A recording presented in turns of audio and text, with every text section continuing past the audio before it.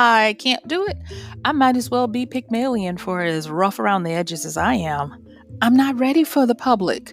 There is no public persona here. Hey, this is MichelleSpiva, your practical priestess of wisdom, and I want to welcome you to today's podcast of Wisdom Smack. Mwah! So join me on the flip as I show you, yes, you can do this, and we get into how to become palatable for the public. I'll see you on the flip.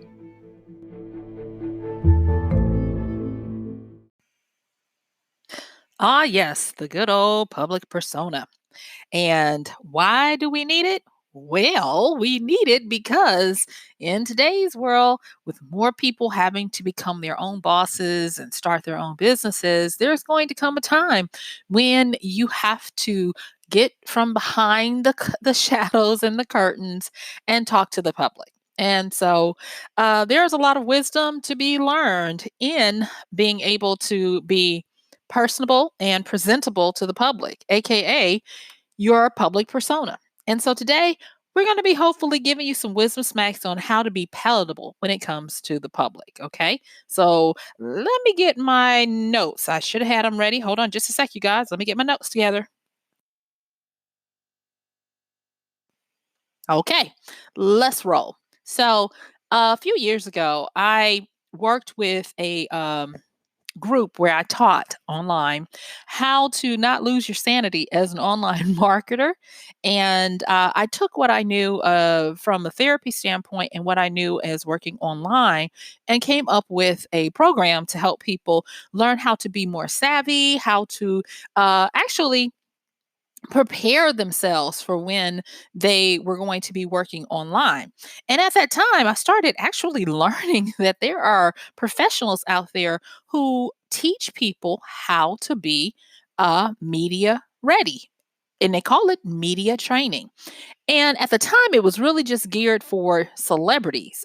But lo and behold, as we continue to move on, more and more people who are uh, regular, I don't want to call them regular Joes, but who are not necessarily trying to be a celebrity or whatever, are having to start knowing more about how to create a good public persona and how to be media trained. And because of that, it's going to become, I believe, just even more prevalent for us to be aware of it. Now, I am not a professional person to teach you how to do media training. I am not. So I am going to just tell you do a Google search because there are a lot of them out there. I've not used these companies, and so I cannot give them recommendation. I will say that excuse me, guys, I seem to have a little tickle in my throat today. I will say that media training is really good in working hand in hand with what I'm going to be telling you about today for building your public persona that is the closest to who you really are without giving out too much and exposing yourself too much. Okay. So let me go on and get into this because this is going to be something that I hope will be a reference for you. If you don't find yourself needing it right now, I will say that maybe you'll never need it, but there are some things in here that everybody needs no matter what. Okay. So with that, the first thing I'm going to say, and this harkens back to that training that I did years ago for people, is when you're wanting to have a public face, and that's what a persona is, to be able to do your work, present yourself to the public, and have some sanity about it. The first thing you have to do is learn how to establish and reinforce boundaries. As a author, and I'm so glad that I knew this because I was able to field this better than a lot of people. But as an author, once you start to get even a wee bit of notability with regards to people who are enjoying your work, the way we live with the borderless bounds of the internet makes it where people can vet you to the point of even invasively stalking you. And so, because of that, there is, and I hate to say it, but there really isn't a true sense of privacy in the way that we used to enjoy it, or my parents used to enjoy it. So you have to kind of like just understand that. But you do want to make sure that you do have some ways of establishing your boundaries and reinforcing them. And hoping that you don't end up with people who may have issues. Over and over again in the news, we hear of so many notable people having to get restraining orders and having to protect themselves and their family members from people who stalk them and who just go crazy. And unfortunately, it has actually become just par for the course. And it's sad that in the last 20 years, uh, as people become more well known globally, there are like these basic things that they have to have, like a good lawyer for litigious concerns, because it's not a factor of if, it's just when someone tries to sue you for something. And the other one is security or privacy protocols. And then the public persona media training. And this is the one that people don't realize that they need to have. And I'm going to tell you, every day, we're starting to see the need for it more and more because people are beginning to get easy and almost freakishly flukish celebrity for just simple things. Like they post something and it goes viral, or they happen to get on a reality show, and I don't know if it's the way it's edited or whatever, it takes off. I remember a sibling sending me something a year or so ago and saying, "You have to watch this." And I was like, "What is it?" And it was a show. I don't know if it's a global show or not, but it was a show about a 90-day I said finance fiance or whatever. I didn't really I hate to say it, but I didn't watch the show. Um but what I did notice was that a lot of the participants of the show were thrust into the limelight, and a lot of them were not ready. They just were not ready for the attention and the shine and the scrutiny that you get when you go global or viral. And so with today's wisdom smack, it's just more of trying to help us all find a happy medium and a happy balance. Um, Another thing that I do remember when I was doing this training was trying to help people get ready for success online. You don't even realize that with every good, there is a bad, and vice versa. And we talk a lot about polarity here. We talk about being able to occupy the middle where you have enough control to know which side you can go to at will. We talk more of being able to manage your world a little bit better. And because of that, I would be remiss if I did not tell you that when you get certain successes, there are certain uh, bigger issues that you have to deal with that you never dealt with before when you had anonymity.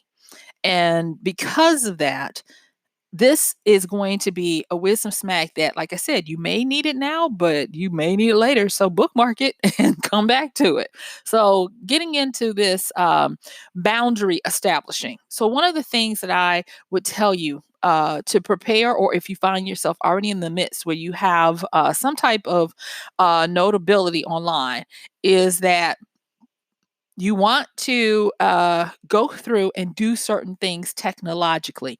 Now, I don't have time to cover all of them, but what I will say are the obvious ones. Make sure that when you're posting things, especially pictures and the like, you turn geotagging off on your phones, your cameras, or whatever. Make sure you check your metadata and turn it off, because people can look at that metadata and find out where you are or where you were.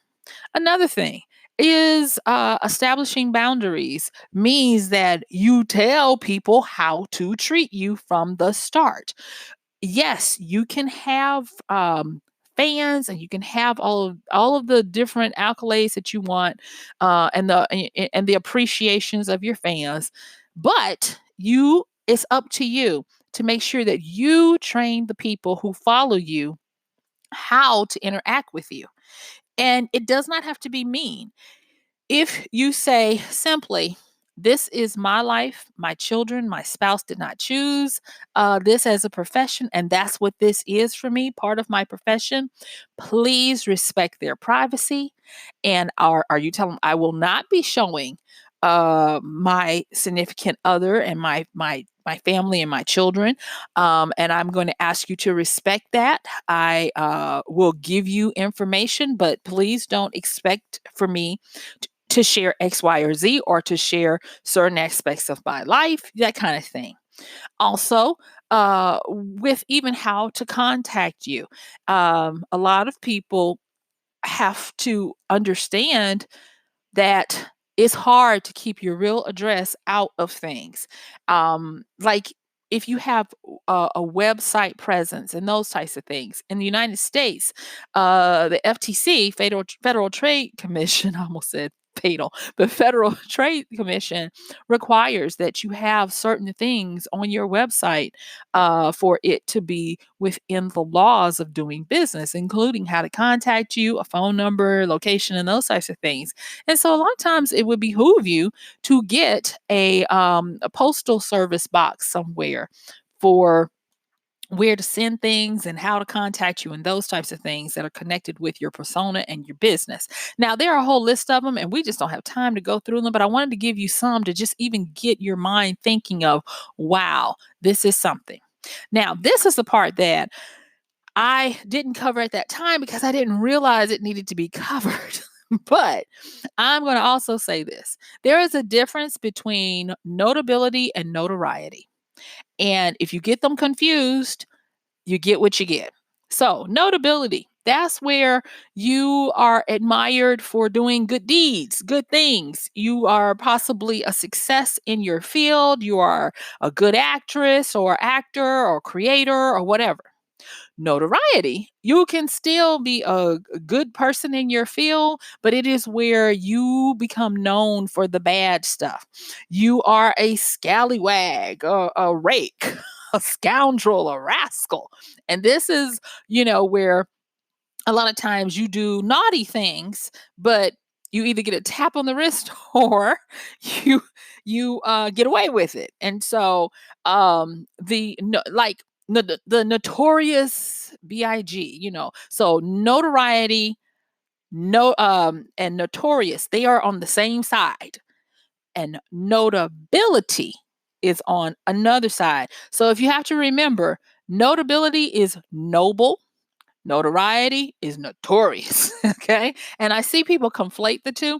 And the reason why I'm making sure that you understand that is because if you come off as a quasi villain in a global way, you're going to get certain energies following you, liking you, or opposing you.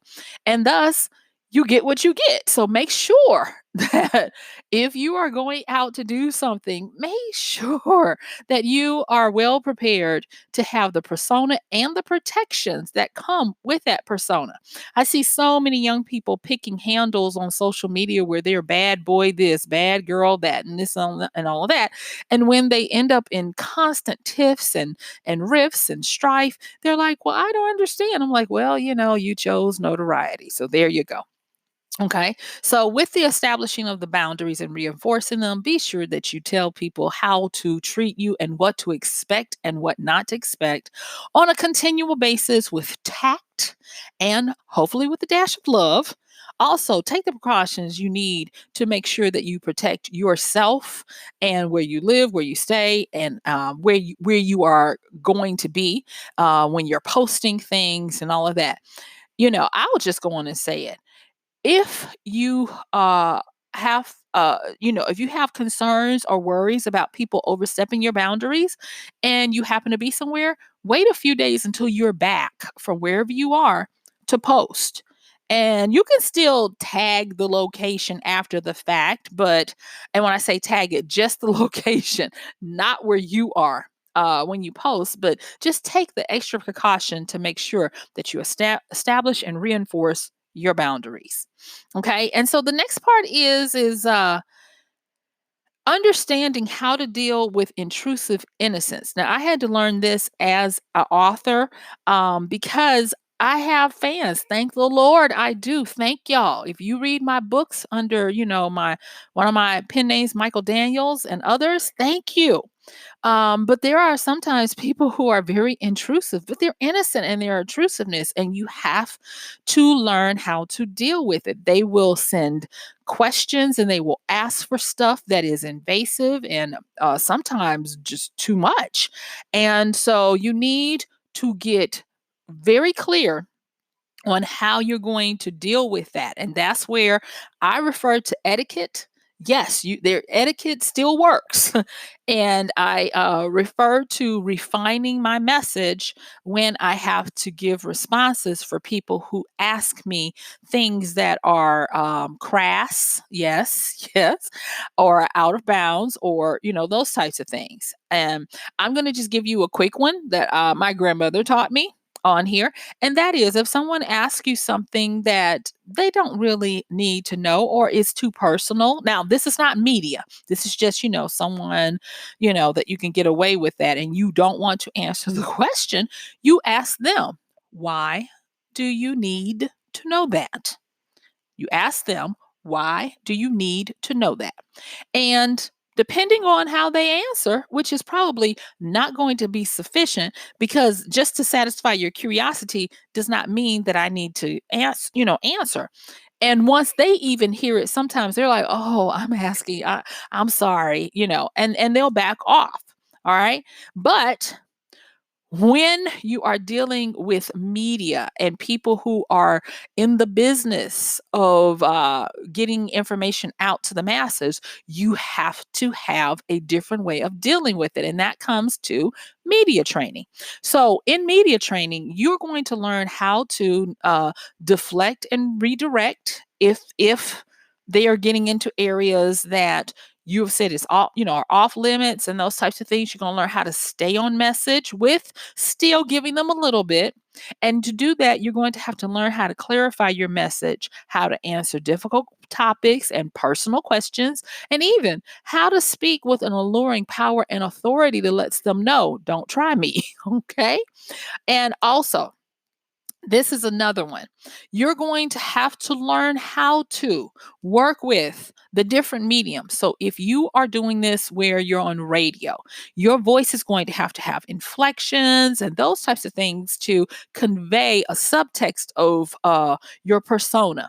If you're on camera, you're going to also have to learn how to use your body language to do the same, because it does not make sense for you to sound great in print or even on podcasts. And then when people get you in front of the camera, you have no clue of how to convey your message. And thus you erase everything you've been working with. Okay.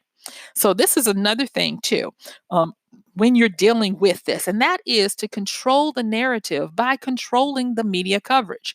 And that comes by you getting very clear on the topics that you are going to be answering, and also your message about what you are about and how you want to convey that. Because if you're very clear about your message, no matter what goes on, you can always bring it back around. And experts say have no more than 3 to 5. Some of them say 3, but some of them say, depending on what you do, up to 5. And that way, you always have a point that you can bring them back around to when you're being interviewed. And that way, it helps you from not being misquoted, taken out of context, and a lot of the things that people say plague them when they have to go in front of the media.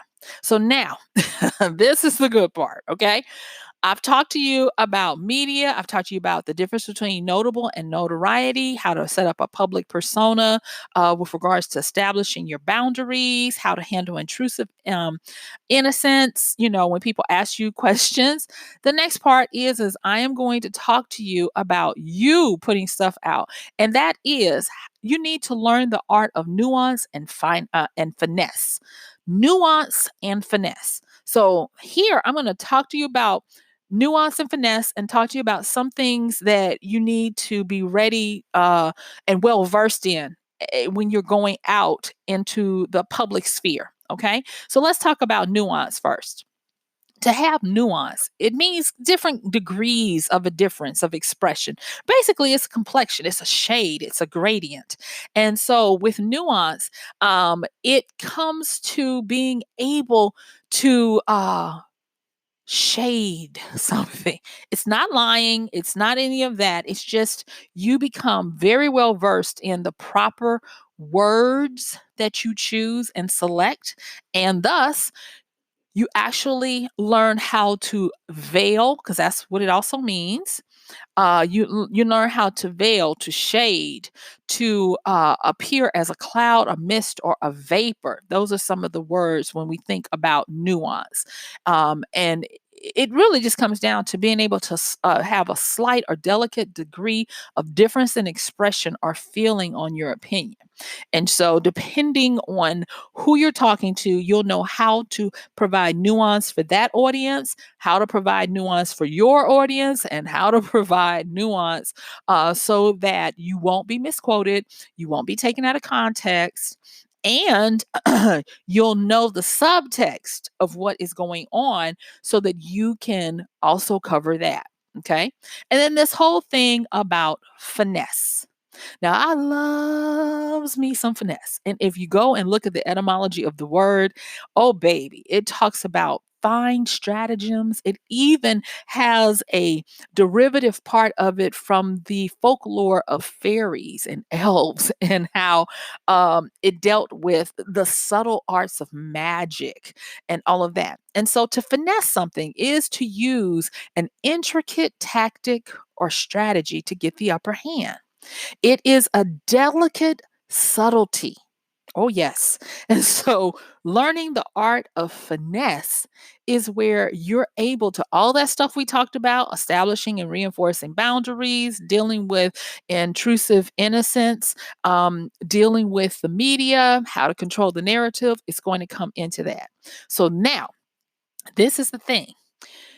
When you start to learn the art of nuance and finance and finesse, excuse me, you guys, finesse, not finance, finesse, you're going to want to deal with these things before you get on social media, before you start spouting your takes on things. And this is something that I really want to say here, because a lot of people have been instructed by the gurus of the day to go and just pick stuff and give hot topics on it. And I'm going to tell you, without the art of nuance and finesse, if you go and you start putting out your opinions of stuff, the internet is forever. It's just ever. And it never forgets, no matter how much you wish it would. And thus, if you go and just start doing this, you might be able to get views, likes, and commentary. You might even be provocative. But one thing about it is, if you go with a rough edges, like we talked about in the A part, and you're not prepared, your message is going to age like cut avocado. It's not going to do well, especially as fast as the zeitgeist changes of what is okay to say and what is not. You know, and I'm not trying to tell you that you have to have a crystal ball to be palatable to the public, but what I am trying to tell you is there are some things that you can prepare for. So let's talk about those in our last few minutes. And that is, deal with how much to share. You should have that line in the sand, that line of demarcation that says, I go up to this line and no more. Period. Dot. End. No more. So you already know your own boundaries of what you should share. And that brings me to the next point.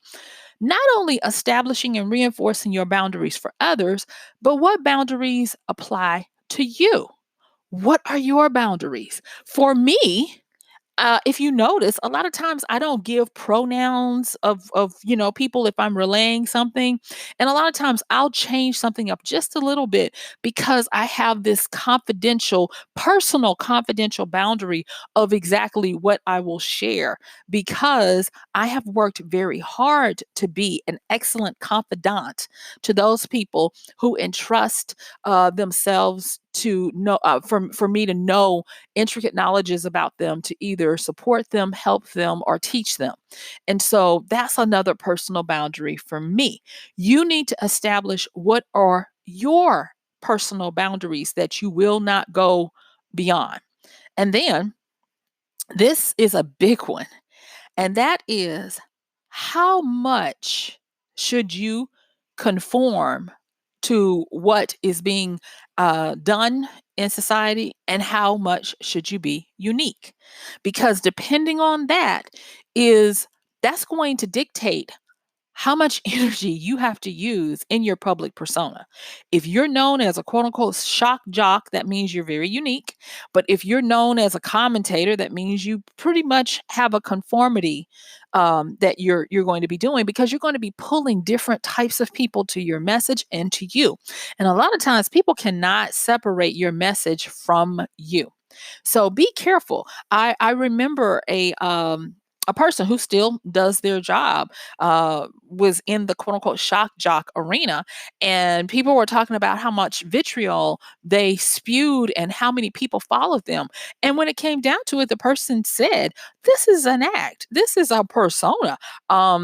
These people should know that this is like, wrestling. This is, entertainment." And that wasn't the case, because they were positioning it as commentary, and people at the time didn't know that that person did not identify with that message, and that they were playing a part.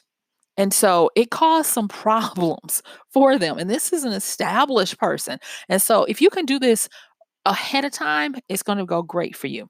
And the next one is, and this, ooh, this is really something that I would encourage you to take the time, even if you think you're never going to have to use it. But you need to figure out how and when to flaunt, brag, or share about your accomplishments, your expertise, your training, or whatever.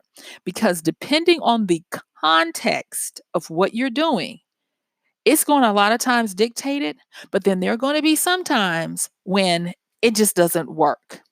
For instance, you got to learn how to read the room in person as well as digitally.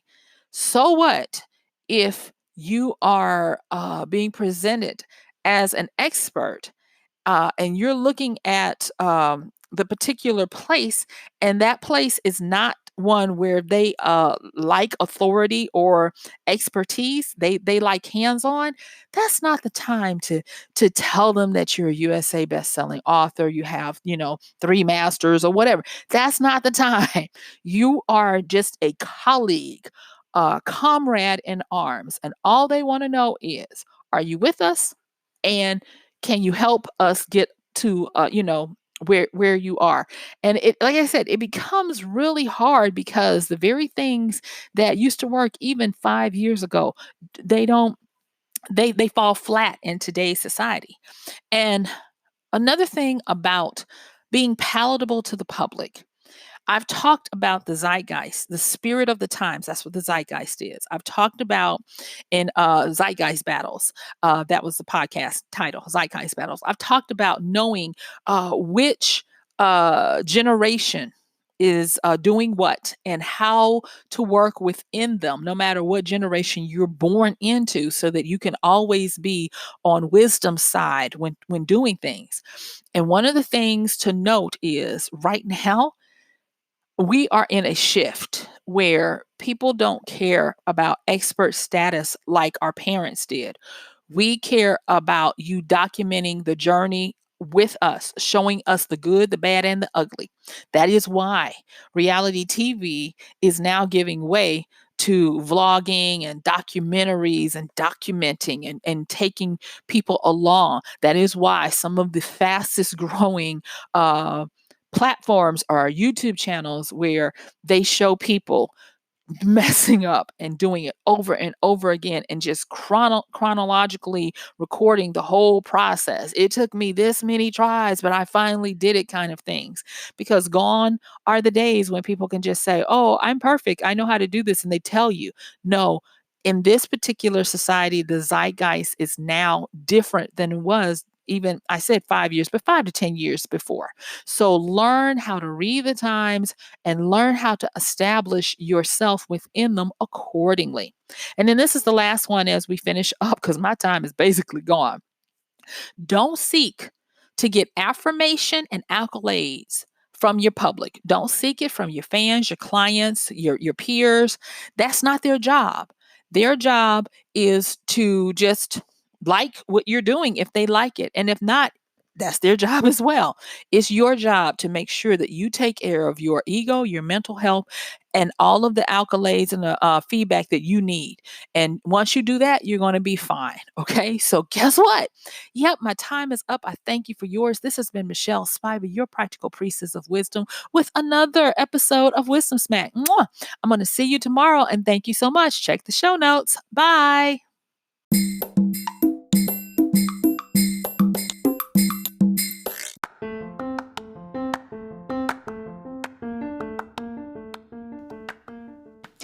And that's going to do it for today's podcast of Wisdom Smack with MichelleSpiva. If you like this podcast, please help us get the word out. Like, comment, subscribe, and even share. And if you really like it, please help us continue to get the word out by considering using this show's link for Amazon. So when you want to go to Amazon and you do all of your general shopping, please use MichelleSpiva.com/AMZ. It's simple as that. It doesn't cost you anything extra, and this show might receive a little bit of commission that will go towards helping to further get these episodes out to you and to others. So thank you so much for listening. This has been MichelleSpiva with Wisdom Smack. Bye.